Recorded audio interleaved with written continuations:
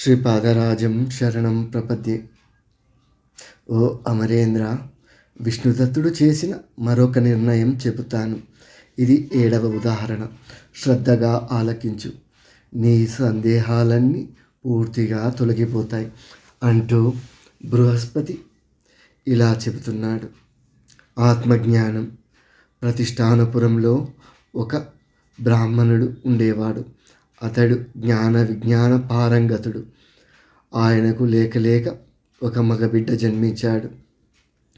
ఆ బిడ్డకు పుట్టినప్పటి నుండి ఏ చైతన్యం లేకుండా ఒక జడ పదార్థంలాగా ఉంటున్నాడు. శారీరక ఎదుగుదల ఉంది, కానీ మానసిక చైతన్యం కనిపించటం లేదు. వీధిలోకి రాడు, ఎవరితోని కలవడు, ఆటపాటలు లేవు. పెడితే తింటాడు, పెట్టకపోతే పస్తుంటాడు. ఇది తినవచ్చు, ఇది తినకూడదు, ఇంత తినవచ్చు, ఇంత తినకూడదు అనే విచక్షణ జ్ఞానం లేదు. మలమూత్రాలకు తేడా లేదు. నిలబడి ఉంటే నిలబడ్డ చోటే, కూర్చుంటే కూర్చున్న చోటే, పడుకుంటే పడుకున్న చోటే, అన్నీను ఒకటే చోట. ఏదో పిశాచం పట్టిన వాడిలా ఎప్పుడూ ఏకాంతాన్నే కోరుకుంటూ, ఎవరితోనూ కలవాలన్నా పలకాలన్నా భయపడుతూ, చదువు సంధ్యలు లేకుండా ఇంటిలోనే పడి ఉన్న కొడుకును చూసి ఆ దంపతులు ఎంతో కుమిలిపోతూ ఉండేవారు. దాన ధర్మాలు, తీర్థయాత్రలు, నోములు, జపాలు, వ్రతాలు, ఒకటేమిటి గ్రహశాంతులు అన్నీ అయ్యాయి. అన్ని రకాల వైద్యాలు అయ్యాయి. సొమ్ము కరిగిపోయింది, కానీ పిల్లవానిలో మాత్రం మార్పు లేదు. విష్ణుదత్తుడి మహిమ గురించి విని ఆ దంపతులు ఆ బిడ్డను విష్ణుదత్తుని దగ్గరకు తీసుకుని వచ్చారు. చూపించి పరిస్థితిని వివరించారు. ఓ మహానుభావ, మాకు ఒకగానొక్క కొడుకు, దయచేసి వీడిని మామూలు మనిషిని చెయ్యి అని పాదాల మీద పడి ప్రార్థించారు. విష్ణుదత్తుడు ఆ బిడ్డకి వైపుగా నిశితంగా చూశాడు.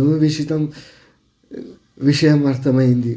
అతడిని దగ్గర ఉంచుకొని తల్లిదండ్రుల్ని భోజనం చేయమని చెప్పి లోపలకు పంపించాడు. వాళ్ళు అలా వెళ్ళగానే ఆ బిడ్డడితో విష్ణుదత్తుడు ఇలా సంభాషించాడు. బ్రాహ్మణ్, తమరెవరు? ఎందుకు ఇక్కడికి వచ్చారు? పని ఏమిటి? ఏమి చేస్తున్నారు? హాయిగా మీ ఇంటికి మీరు వెళ్ళండి, సుఖాలు అనుభవించండి, సుఖంగా భుజించండి. ఇప్పుడు నన్ను ఏమి చేయమంటారో చెప్పండి. ఈ జడితతాన్ని వదిలేయండి అని విష్ణుదత్తుడు అనేసరికి ఆ శిశుయోగి పెదవి విప్పి ఇలా పలికాడు. యోగిన్, ఏమి చెయ్యను, ఎక్కడికి వెళ్ళను, ఏది స్వీకరించను, ఏది పరిత్యజించను. కల్పాంతంలో నీటితో నిండిపోయినట్లు ఈ విశ్వం ఆత్మ పదార్థంలో నిండిపోయింది. అంతా నేనే సదానందమయుణ్ణి. సోహం. నాకింకా భోక్తవ్యమేమిటి, పరిత్యాజ్యమేమిటి? అన్నము నేనే, మంత్రము నేనే, మరొకటి నేనే, అన్నీ నేనే, అంతా నేనే. శిశుయోగి మాటలకు విష్ణుదత్తుడు చాలా సంబరపడ్డాడు. మృదువుగా కౌగలించుకున్నాడు. నాయన, నిజమే, అంతా నీవే, అన్నీ నువ్వే, విశ్వమంతా ఆత్మ పదార్థమే. అలాంటప్పుడు కర్మను ఆచరించకపోవడం ఎంతటిదో, ఆచరించడం అంతటిదే. ఆచరించి అందువల్ల నీకు ఏ దోషం చుట్టుకుంటుందో చెప్పు. నిష్కామ కర్మాచరణంతో జీవన్ముక్తుడనై సుఖంగా జీవించు. కర్మాచరణం నువ్వు చెయ్యి, ఎదుటివారికి నేర్పు, ఆదర్శప్రాయంగా నిలబడు. లోకం కోసం కొన్ని పనులు మనం చేయాలి. ఇందువల్ల కర్మానుబంధం చుట్టుకోదా అని నువ్వు అడగవచ్చు. చుట్టుకోదు. ఎందుకంటే ఏ బంధమైనా దేహాభిమానం వల్ల పుడుతుంది. దాన్ని వదలడమే కదా ముక్తి. అంటే దేహము మీద అభిమానం మీదనే ఏ బంధమైనా పుడుతుంది. నేను, నాది అనేది బంధ కారణాలు. నేను కాను, నాది కాదు అనేది ముక్తి కారకాలు. శుషియోగీశ్వర, స్వరూపం తెలుసుకో, స్వస్వరూపం తెలుసుకో. ఇక్కడ నీకు కర్మానుబంధం లేదు. మాన అవమానాల వల్ల కలిగే గుణదోషాలు కూడా అభిమానం వల్లనే. కనుక దేహాభిమానం వదిలేస్తే గుణము లేదు, దోషం లేదు, బంధం లేదు. ఈ అభిమానాన్ని వదలలేక కర్తృత్వాన్ని తన మీదనే వేసుకునే అహంకారికి విషయవాసనలు, సుఖదుఖాది క్రియలు తప్పవు. నిరభిమానికి ఇవి ఏవి అంటవు. అందుచేత ఆ అహంకారాన్ని, ఆ దేహాభిమానాన్ని ఒక్కదాన్ని విడిచిపెట్టగలిగే కర్మ మార్గంలో ప్రయాణం చేసిన ఒకవేళ అతడు మూఢుడే అయినా కర్మ పాశబద్ధుడు కాదంటే ఇక నీ బోటి పండితుడి సంగతి చెప్పాలా? బంధమోక్షాలు రెండిటికీ మనసే కారణం. అది విషయ యాసంగి అయితే బంధుహేతువు, అది నిర్విషయమైతే ముక్తి హేతువు. పరమపురుషుణ్ణి మరిగిన వనిత ఇంటి పనుల్లో తల ఉంచి ఉన్నప్పుడు కూడా అంతరంగంలో అలనాటి సంగమ రసానుభూతిని నెమరవేస్తూ జీవిస్తుందో, అలాగే ధీరుడైన జ్ఞాని బహిర్వ్యవహారాలను నిర్వహిస్తూ కూడా అంతరంగంలో శుద్ధ పరతత్వానుభూతిని పొందుతూ ఉంటాడు. బాలయోగి మోక్షం అనేది ఎక్కడో ఆకాశం మీదనో, పాతాళంలోనో, భూగోళం మీదనో లేదు, మనలోనే ఉంది. అహంకార రూపమైన విమోహం నశించడమే మోక్షం అంటే. అదేమంత కష్టం కాదు. పువ్వులు కోయడం కన్నా, కన్నులు మూసుకోవడం కన్నా అహంకార పరిత్యాగం తేలిక అయిన పని. ఇందులో ఏ కొంచెం కష్టం కూడా లేదు. ఎందుకంటే ఇది మనసు పని కనుక. ఈ మనసుకు ఉన్న చాంచల్యం అన్నింటికీ మూలం ఇదే. ప్రపంచకారంగా అంటే పెద్దదిగా అనిపిస్తుంది. విషయ సుఖాల వెంట పరుగులు తీస్తుంది. వాటిని తెగ మెచ్చుకుంటుంది. అవసరమైన ద్రవ్యాదులను యాచిస్తుంది. అనిశ్చయంతో, భ్రాంతితో ఉంటుంది. తానే మూఢంగా తయారవుతుంది. తాను కల్పించుకున్న ప్రపంచంలో తానే మునిగిపోతుంది. అపరత్వాన్ని పొందుతుంది. ఇవన్నీ దానికి స్వభావమైన చంచల శక్తి వల్ల సంభవిస్తున్న చాంచల్యాలు. కాబట్టి బుద్ధిమంతుడా, ఈ మనసు తత్వాన్ని గుర్తిస్తే అహంకార పరిత్యాగం ఏమంత కష్టం కాదు. అంచేత నువ్వు కూడా ఈ జడతత్వాన్ని విడిచిపెట్టు. నిరహంకారంగా, నిర్మమంగా కర్మాచరణం చేయి. నువ్వు నాకు ఇష్టడవయ్యావు, తల్లిదండ్రుల్ని సంతోషపరచాలి అనే సంగతి ఆలోచించు. కొంతకాలం వాళ్ళకి ప్రీతికరంగా జీవించు. వాళ్ళు వెళ్ళిపోయాక నీ ఇష్టం. అప్పుడు యథేచ్ఛగా సంచరించవచ్చు. అప్పుడు నిన్నెవ్వరూ నిర్బంధించరు. విష్ణుదత్తుని ఉపదేశాన్ని శిశుయోగి అంగీకరించాడు. ఆ క్షణం నుండే నిత్యనైమితిక కర్మలు ఆచరించడం మొదలుపెట్టాడు. స్నాన సంధ్యలు ముగించి వచ్చాడు. పతివ్రతా శిరోమణి సుశీలమ్మ వడ్డించిన రుచికరమైన ఆహారాన్ని మెచ్చుకుంటూ మితంగా ఆరగించాడు. దానితో అతడిలో దాగిన భయాలు అన్నీ అంతరించాయి. నిస్సంగంగా ఉండవచ్చని, ఉండగలనని ధైర్యం తెచ్చుకున్నాడు.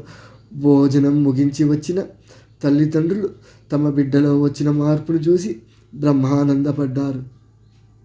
సుశీల విష్ణుదత్తులకు కృతజ్ఞతగా సాగిలపడి సాష్టాంగపడి నమస్కరించారు.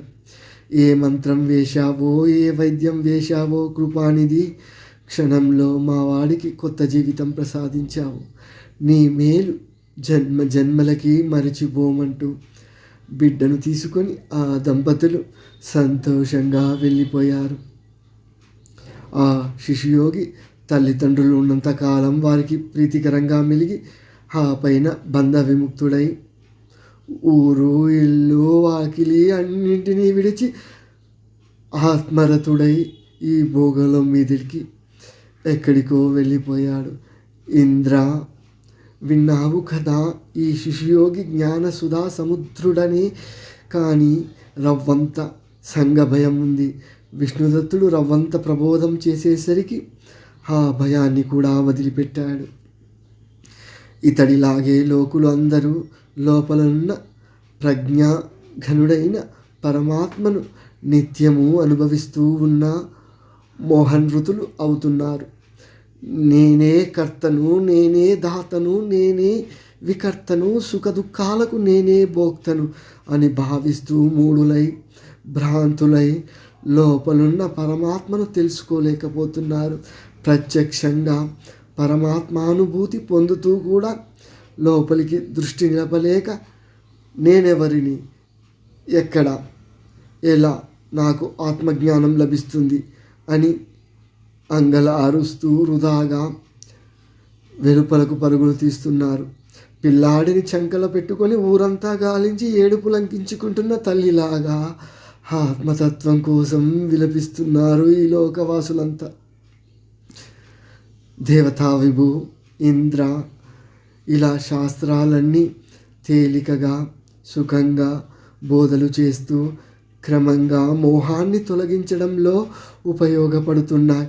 ఇందులో నేను చేసిన అపూర్వ సృష్టి కానీ కల్పన కానీ అనుమాత్రం కూడా లేవు. నీవు నీ సొంత బుద్ధితో ఆలోచించి ఇది నిజమో కాదో, మంచి అవునో కాదో తేల్చి చెప్పు. బృహస్పతి ఇలా 7 ఉదాహరణలు చెప్పాడని కార్తవీర్యార్జునికి దత్తాత్రేయుడు వివరించాడు.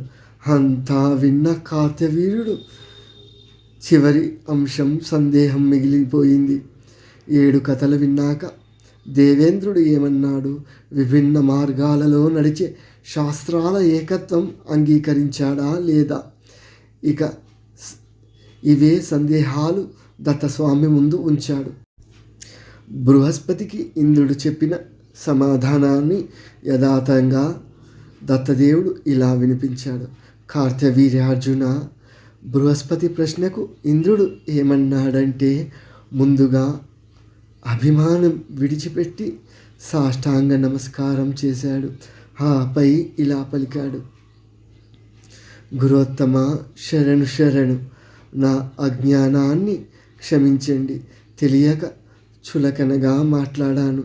సంగీత, నృత్య, వైద్య, తంత్రాది సకల శాస్త్రాలు ప్రధానంగానో లేదో పరంపరంగానో మూల అవిద్య నివారకాలని, పరమాత్మ తత్వప్రకాశాలని, మోహకారకాలు కాదని స్పష్టంగా తెలిసింది.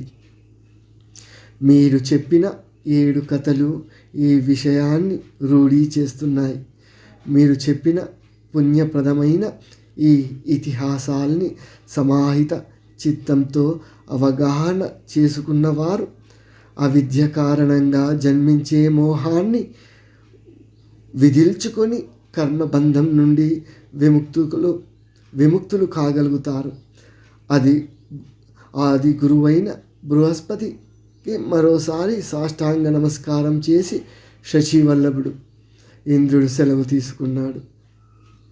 దత్తస్వామి ఇంతవరకు చెప్పి, కార్తవీర్యార్జున, నీ సందేహాలన్నీ తొలగిపోయినాయి కదా. శాస్త్రాలకు గల వైరుధ్యం అనేది పై చూపులకు కనిపించే అభాసమే తప్ప ఆత్మదృష్టిలో అన్ని శాస్త్రాలు పరతత్వ ప్రతిపాదకములే.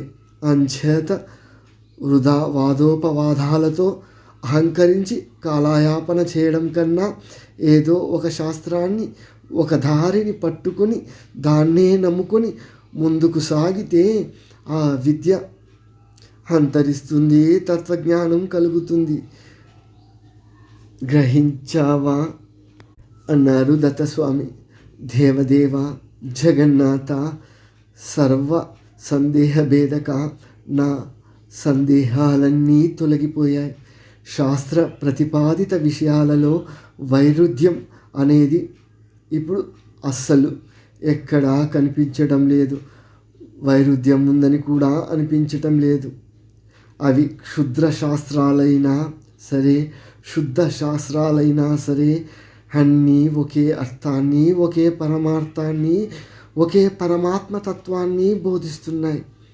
ఓ దత్తయోగీంద్ర, నీ ప్రభావం వల్ల ఇప్పుడు నా మనసు ఆత్మబోధనలో వెంటనే సులువుగా ప్రవేశించాలని తహతహలాడుతుంది. నీ సహాయం అడుగుతున్నాను. బ్రహ్మనిష్ఠుణ్ణి, అఖిలాతీతుణ్ణి, లౌకిక వ్యవహారాల నుండి విముక్తుణ్ణి అయి ఈ శరీరం ఉన్నంతకాలం సుఖంగా కాలం గడిపే విధానం ఏమిటో దాన్ని నాకు బోధించి శాసించి నేర్పు అని కార్తవీర్యార్జునుడు మరోమారు దత్తయోగి పాదాలపై పడ్డాడు. ఇంతవరకు వేదధర్ముడు కొంత సమయం ఆగాడు. అంతట దీపకుడు, గురుదేవ, వేదధర్మ స్వరూప, సార్థక, నామధేయ, నీ దయ వల్ల అతి పురాతనమైన ఇతిహాసాన్ని, హృదయానందకమైన దత్తస్వామి మహత్యాన్ని వినగలిగాను. తత్వనిశ్చయమైన ఈ ఇతిహాసం చాలా విచిత్రంగా ఉంది, ఆకర్షణీయంగా కూడా ఉంది. దీన్ని వింటే సాధారణం మానవుడు సైతం అతి కష్టమైన పరతత్వాన్ని మెల్లమెల్లగా తెలుసుకోగలుగుతాడు. తప్పులుగా, మహాపాపాలుగా, దోషాలుగా కొందరిలో చెప్పబడుతున్న వాత్సాయన, కామ, సూత్రాది శాస్త్రాలు కూడా చివరకు బ్రహ్మతత్వంలోనే లయమవుతున్నాయి అని ఇప్పటికీ తెలుసుకోగలిగాను. కార్తవీర్యార్జునుడికి దత్తయోగీంద్రుడు చేసిన తత్వబోధన కూడా దయచేసి సవిస్తరంగా తెలియచేయండి గురువర్య అని దీపకుడు వేదధర్ముణ్ణి ప్రార్థించాడు. వేదధర్ముడు సరేనని ప్రారంభించాడు. శ్రీపాదరాజం శరణం ప్రపద్యే. జయ గురుదేవ దత్త.